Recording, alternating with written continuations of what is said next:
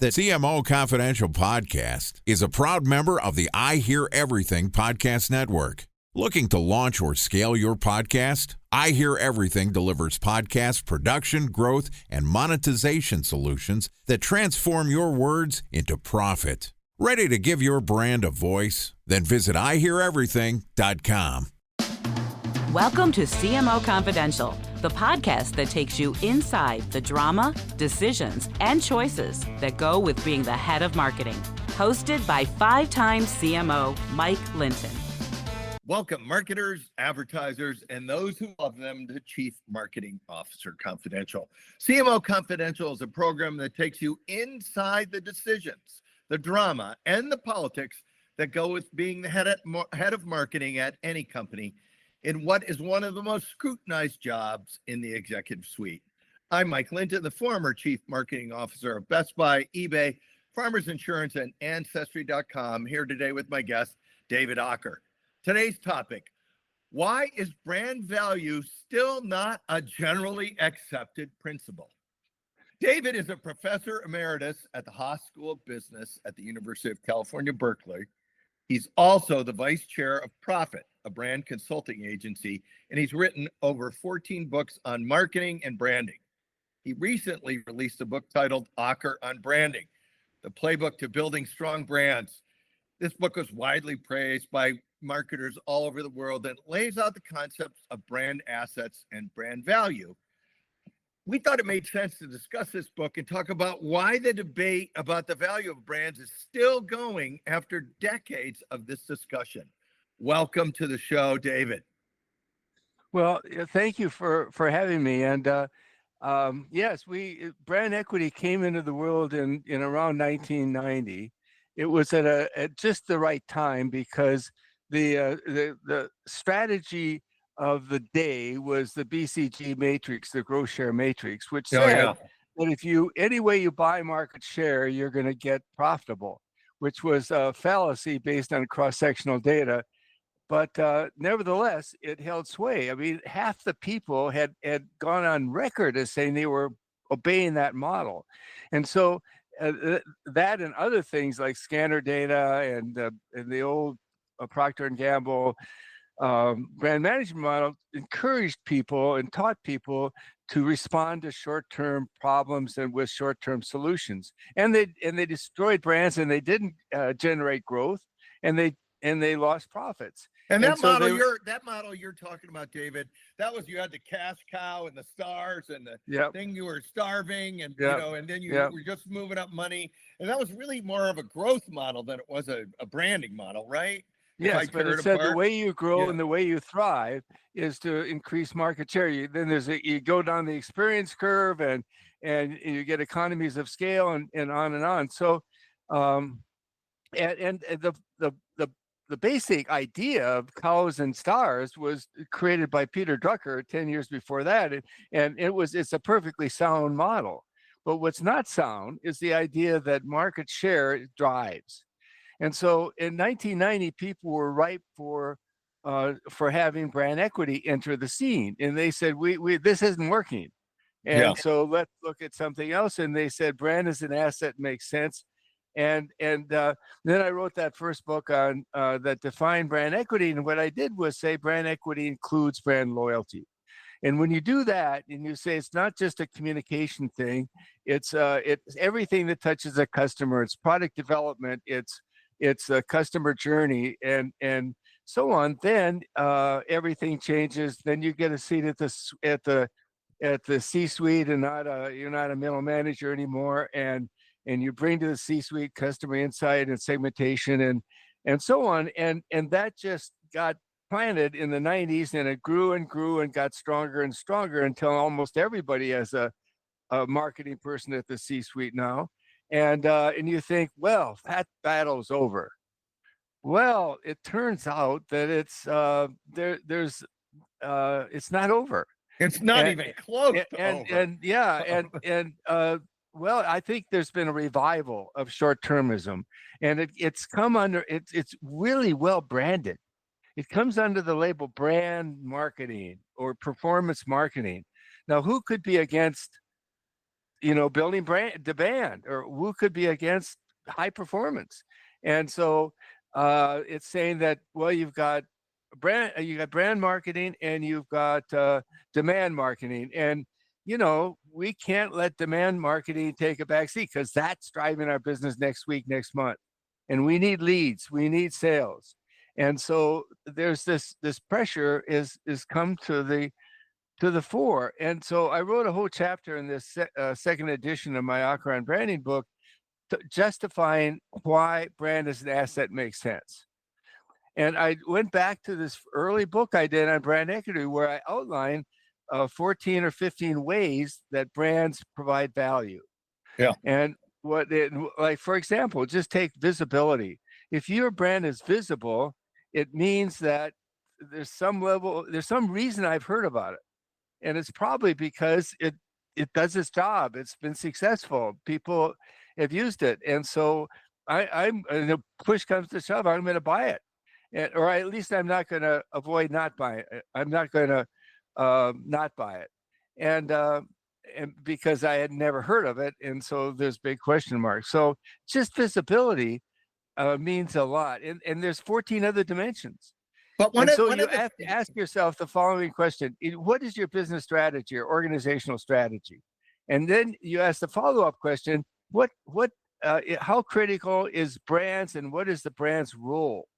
And that's how you justify. That's the best way to justify branding. There's other ways too I can talk about, but that's really the best way. Yeah. So the brand has a job to do, and it's not just the advertising of the brand. It's what the brand does with the customer. And there's a lot of measures like lifetime value and everything else where you can actually start imputing a lot of stuff here. But to your point, a lot of the performance marketing is I'm awash in instant data. And a lot of the things that the brand does, the data build on that is a longer time. And I will say Google and Meta and everybody else have said, oh my gosh, we can give you data in an hour or a day. And they've taken a lot of money that way. How do you think through communicating the value of the brand in a world where I have instant data on performance marketing and slower data on branding? Well, let me go back to my history story in the 80s. Okay. So if you look at, that's when scanner data came in. I don't know if you're old enough to remember that, Mike, but sadly I am. I was at Procter & Gamble then. Yeah, and remember scanner data? Remember the test cities in Iowa? You can go into a test city and measure advertising scientifically, because you could do experiments. You take an advertising budget, cut it in half and double it, and show it to different people and see what happened. You can change the message and see what happened. And so they ran these things over sometimes 1 to 2, 3 years. So they got a lot of results. And what they conclude, the bottom line was, the only thing that moves the needle is price promotions. So they all went into price promotions. They destroyed brands. It took them years so that was one of the things that prompted brand equity to come in. Let me tell you one more thing, and that is this market share stuff. They were doing analytics where they had a whole bunch of cross-sectional data. A guy named Bob Bazell wrote a whole book on it using cross-sectional data, that he proved that if you increase the market share 1 point, ROI will go up a half a point. Yeah, absolutely dead. It was perfect evidence, and everybody believed that. And I with a friend did some study that showed that if you correctly analyze it, use time series data instead of cross-sectional data, that the effect disappears. That if you increase market share, you do not increase ROI at all. And so the point is that the statistics were done wrong. And if you have data that, as you say, gives you instant and really good knowledge of short-term sales, that's going to drive your models, because your models are going to involve as a dependent variable short-term sales. They just are. And, right. And so you're going to have the same kind of, we're going to have the same kind of statistical issues we had back then. And now, of course, we're more sophisticated, but the user is not more sophisticated. The user just wants to know, what's the value of the brand now? What's the value of this promotion? What's the value of this advertising? And the statisticians are going to sit there. Yeah, but you should worry about now. They're off and running. And so I think there's a great danger that the big data and analytics are going to lead us down the wrong path. I agree with this. And I also think and I'd love your take on this. One of the things that almost everybody recognizes the value of a brand like an Apple or Nike or, all these brands that are a lot of the Procter brands like Tide and surely Coca-Cola and Pepsi. But then we hear from a lot of listeners why their CFOs and CEOs and boards acknowledge all these cool brands. They're wearing an Apple Watch and they drove their BMW to work and they're wearing a branded suit or shirt or dress. They still don't believe in marketing or branding for their company, even though you have all this data that show the brand over time is powerful. Why is that the case? Why are people not adopting this science?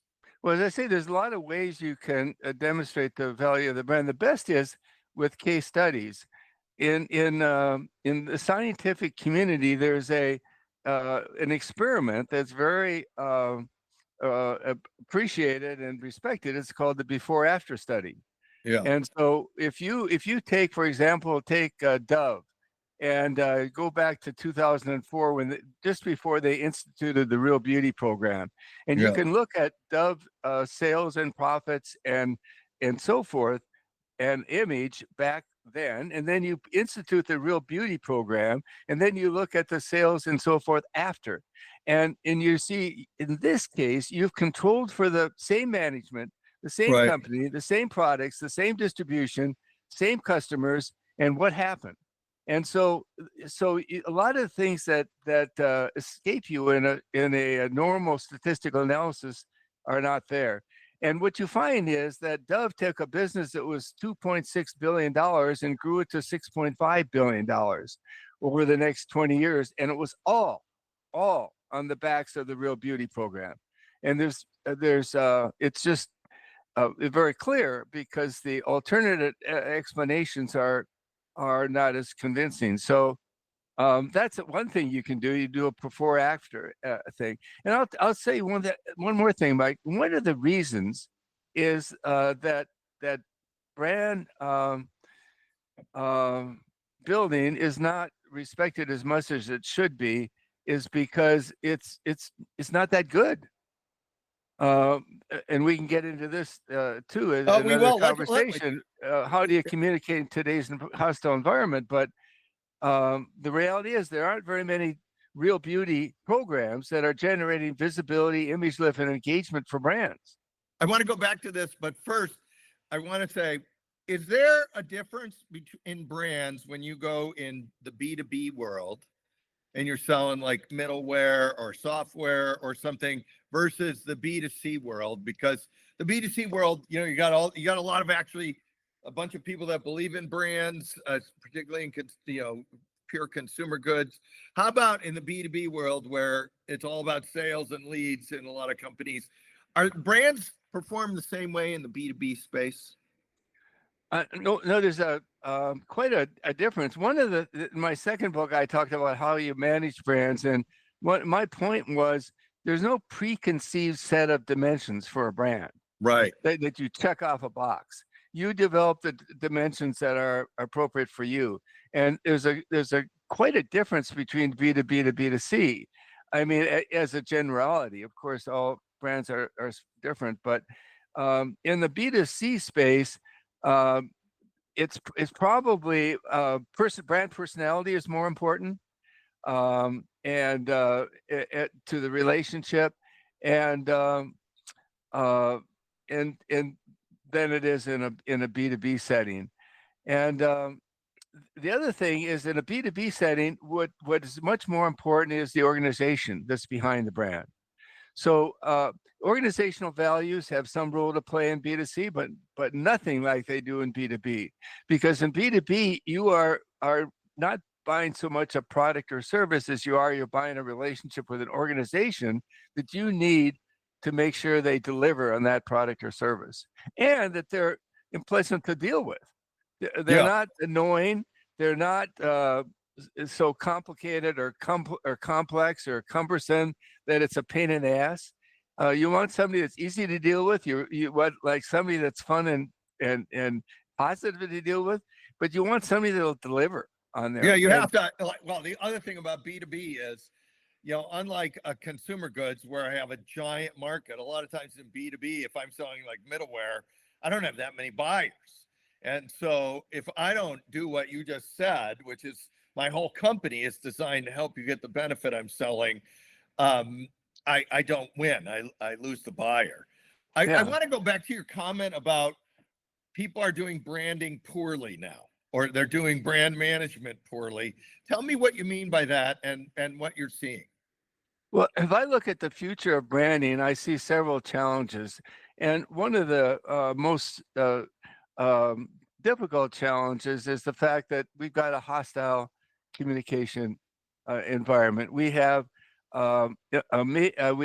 skeptical audiences, and these audiences are control of the media as they never have been before. And we have all this media clutter coming and going. We have enormous information overload. And so what you have out there is a customer that's looking at the media and saying, this isn't relevant to me. I'm not even going to look at it. Or I don't care about it. I'm too busy. Or they're going to say, it's even worse. This is annoying. I don't want to spending my time on this. Why are they annoying me with this stuff? I get it out of here.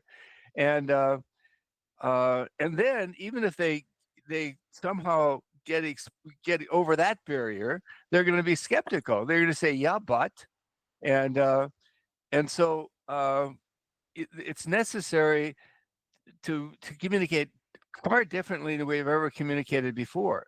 And I think a lot of people don't realize that. And I think it's worse in the B2B space, especially the high-tech space, because you've got these people in the C-suite that really believe that people are rational. They really believe they're going to actually rationally look at the decision and objectively look at the evidence, and that they really will benefit and welcome you telling me the specs of your product. And it's never been true, but it's sure as hell not true now.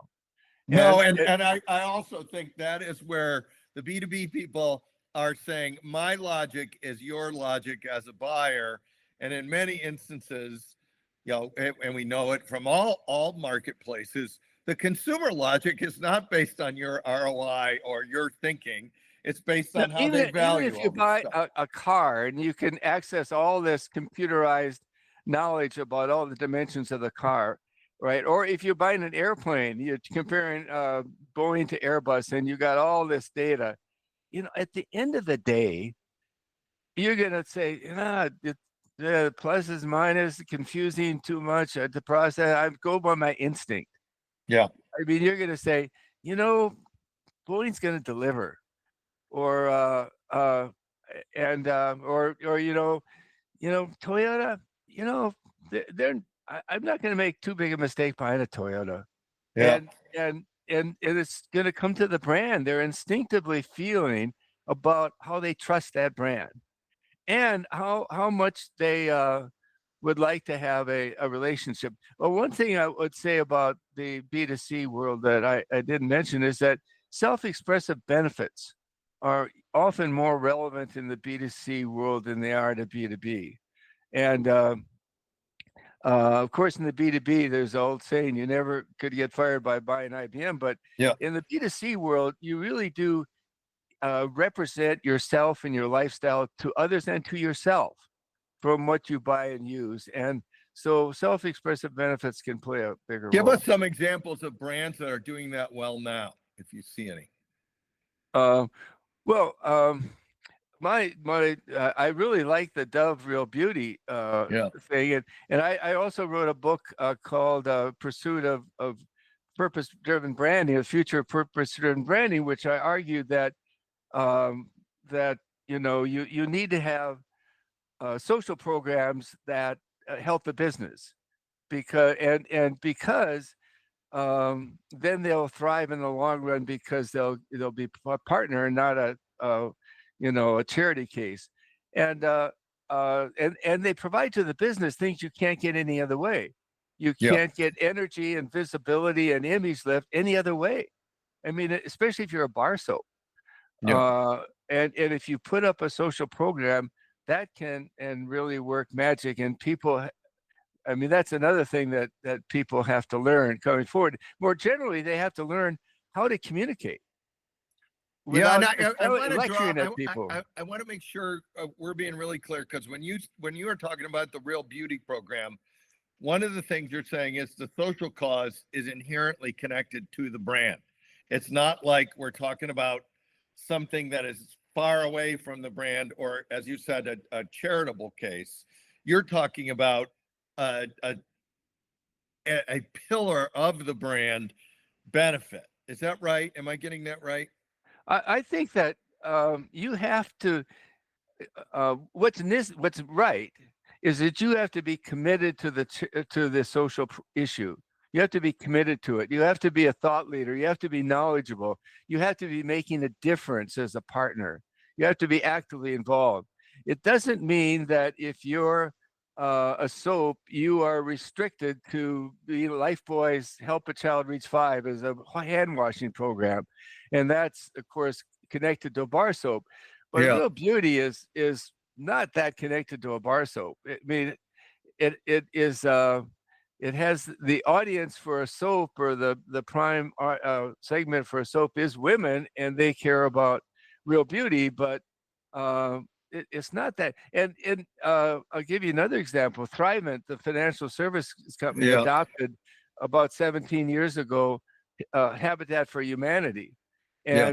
and they have their 2 million customers in by zip code, organized into brand communities, and they do social good, and half their social good goes to Habitat for Humanity. And if you ask any of their members, well, what is it about Thrive that you respect, and they say, well, they do this Habitat for Humanity, they really believe it, and they really are into it, and they've done it for a long time, and they're committed, and that has nothing to do with financial services. Got it. Hey, let me flip this a little bit and say, in the marketplace you just described, and this, I like the concept of hostile environment, what are the biggest mistakes today's marketers are making? Well, I think the biggest branding mistake that I see is a lack of appreciation that a brand is not built in isolation. And there's other brands. It's a brand team approach, and for that reason, and for the reason that we started the conversation, that short-termism was coming in, I developed this 5 Bs as a reminder to people that branding is more than awareness and image. It's an asset you have to build. It's brand loyalties in there, and I included as a 5th B brand portfolio, because I think the lowest hanging fruit is to use companion brands more extensively, more visibly, and more actively. So if you're a brand, it's just not your brand. You're not a lonesome pole in the desert. You've got co-brands, you've got endorser brands, you've got sub-brands, and they can help you be stronger in certain markets. And then most of all, you've got what I call silver bullet brands. And they are what I call branded differentiators, branded energizers, and branded source of credibility. I go into a company, and I work with some nonprofits now. I say, what is your secret sauce? Why are you better than anybody else? What are you proud of? And they can give me a 3-minute articulated, beautiful description of what that secret sauce is. And then I ask, why isn't it branded? I mean, you got to brand these things. If you don't brand it, it doesn't activate as a corporate culture dimension, and it's not communicated very well. Hey, can you give us an example of, you just ran down a list of different ways of brands where you had companion brands and supporter brands and silver bullet brands. Give us an example, under the brands do not stand alone thing of of where some of these are at play. Well, and one of my favorite examples is Uniqlo, the Japanese retailer, and they're just simply a remarkable company. And one of the things they branded is their innovation in fabric, and they really went this huge growth thing with a disruptive innovation. They learned how to make these what do you call them? These jackets that are foam thing. They learned to make them cheap, and they could sell them a really good stuff at thing. And their business exploded around in 1980, 98 or 99. And so then they decided, well, we're going to actually do this more broadly. We're going to become the retailer that pioneers and innovates fabrics. And they invested a lot of money. They got a partner in a fabric company.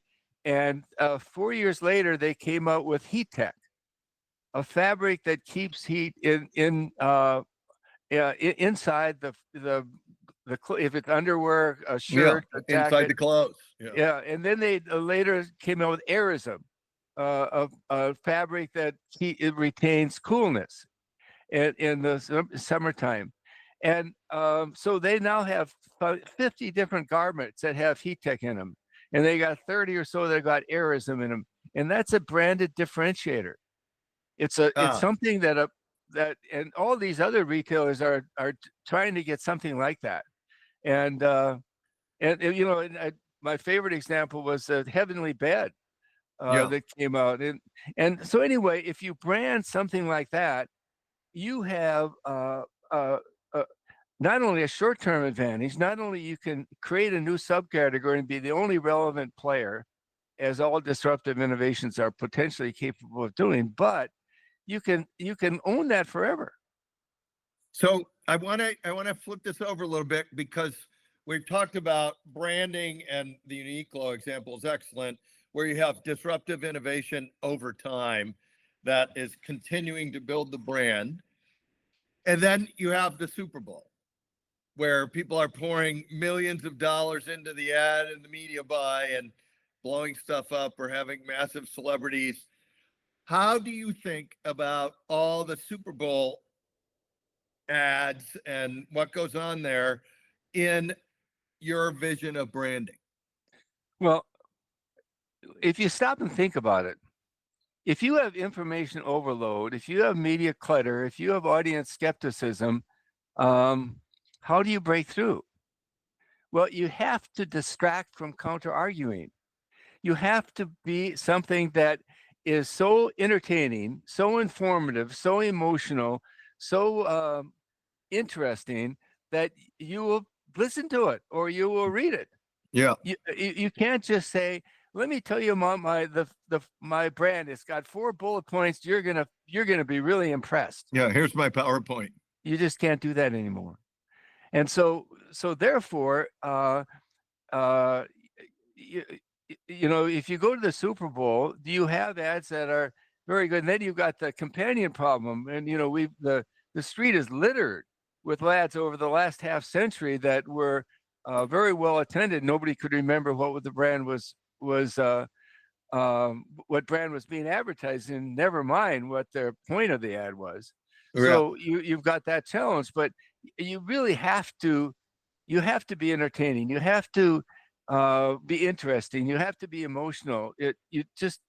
Because you have to distract from counter, and you have to gain attention. And so and so therefore the Super Bowl is a vehicle or a place where conventional quote unquote ads still are important, and so it's really important to go in that direction. And then you got to find a way to tell a story while doing that. A lot of people are doing borrowed interest in the Super Bowl ads, where you have not just one celebrity, but sometimes 2 or 3. Is that working now or not in your mind? I have no idea. I don't know. Okay, got it. What do you think? I think there's too much borrowed interest. If you don't have an inherent brand story, I'm not sure. And look, it's one thing to have a celebrity really tied to the brand and making it work. Surely we did that with J.K. Simmons at Farmers, but I think if you are borrowing celebrities all the time for this, I'm not sure it actually works. Because, well, I'll say this. Yeah. In fact, I'm trying to write a paper for the political people about this. If you're in this situation, information overload, skeptical audience, and so on, that and you do get through, and Yeah. you do have a message. Maybe it was entertaining, but it had a message. You really need a tagline, or you really need a symbol, because if you don't have that, it's not going to be remembered. It's not Right. going to affect anything. So the role of a tagline and a symbol become more and more important than ever. And so because you got it at the end of the ad, you don't want to hope that they figure it out. Look, it has to be about the brand. You want to point at this ad. Here is the point of the ad. Yes. And then over time you'll remember the point. Oh yeah, I don't have to remember this. I can just retrieve it from memory. And the symbol is the same thing. Now, in the case, if there's a celebrity that can become a symbol, in that case, it might be it might be helpful. But if in the absence of that, I don't think, or if the celebrity can help make the ad more entertaining, or so forth, then maybe it has a role. But I don't think, as far as it's trying to borrow the celebrities association, makes much sense. Hey, I want to, before we get to our traditional last question, AI is changing the world. There's maybe less jobs in a lot of starting marketing and agency roles. What is your advice to up and coming marketers as to how to actually have a good career in the age of AI going forward? And how do you even teach them in college how to be ready for all of this? Well, there are courses at AI. In fact, my daughter taught a course at Stanford. It still does on the softer side of AI. Yeah. So you can, there's AI courses. I think we used to tell people that if you're young people and you want a job in a branding or marketing department, learn social media, because the people running that are petrified of its impact and they don't understand it at all. Yeah. And I think the same thing is sort of true with AI now. If you can learn to be an expert in AI, there's going to be a place for you, because companies, marketing groups are trying to adapt to AI, and it's a moving target, and they're struggling, and so that's a foot in the door. I think that what's going to happen in the branding sense is that we can do this professional branding job that took so much money and took so much time. We can do it faster and cheaper. Yeah. And what that's going to mean is that the number of companies that can afford to do quality branding are going to expand greatly. So a small startup or a modest company here and there can now do professional branding, because it's going to get cheaper than before. Yeah, because I can now if I can just think of the idea, AI can make it creative for me. Well, I don't think that's true. At least not now. I don't know if it'll ever be true, but you can, you can staff your people. You can staff with somebody that can do that, or you can hire a firm that now can do it for you that was heretofore unaffordable. Yeah, one of our guests called it the democratization of creativity, and that he was making the same point you're making, which is smaller and medium-sized companies will be able to do what big companies have had to spend a ton of money on going forward. And Well, I that don't think that they will change it. necessarily have to learn to do it themselves. That's a big, huge jump. Exactly. They can Exactly. still hire people to do it, or they can staff up to do it. But the people they staff up with, or the companies they hire, can have an option for them that's 25% of what they had to charge before. Exactly. And I think that will be super interesting. Which brings us to our traditional last question. There's two parts. You can take one or both, but you have to take at least one part.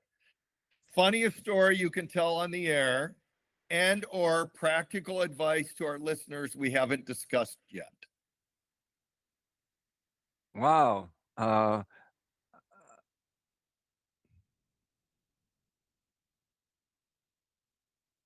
Gosh, I can't. I'm a very humorous guy. I think, yeah. But I usually have to react in order to. I'm not good at All right, remembering stories. Let's go with the second point. Back when I was lecturing at then I would have some stories I would reuse a lot. But advice, I think it comes down to marketing people really have a challenge and a duty to elevate brands to an asset, and to convince people that you need to build assets, and in doing so you need to consider these things we talked about, like self-expressive benefits, like organizational values and so forth. And they need to learn to use stories. They need to learn to use social programs. They need to use branded differentiators and other branded partners. And yeah, and they do, of course, need to, with everybody else, learn to apply AI to elevate their branding. I think that's a great way to end the show. You have a duty, marketers, to build your brand into an asset. And thank you, David, for joining us. And thanks to everyone for listening to CMO Confidential. If you're enjoying the show, hit the like button and subscribe. Look for all of our shows on Spotify, Apple, and YouTube, which include Marketing, the battle between believers and non-believers, parts 1 and 2. Is the CMO position the hardest job in business? The top 5 mistakes CEOs and boards make when hiring CMOs, and the case for and against CMOs.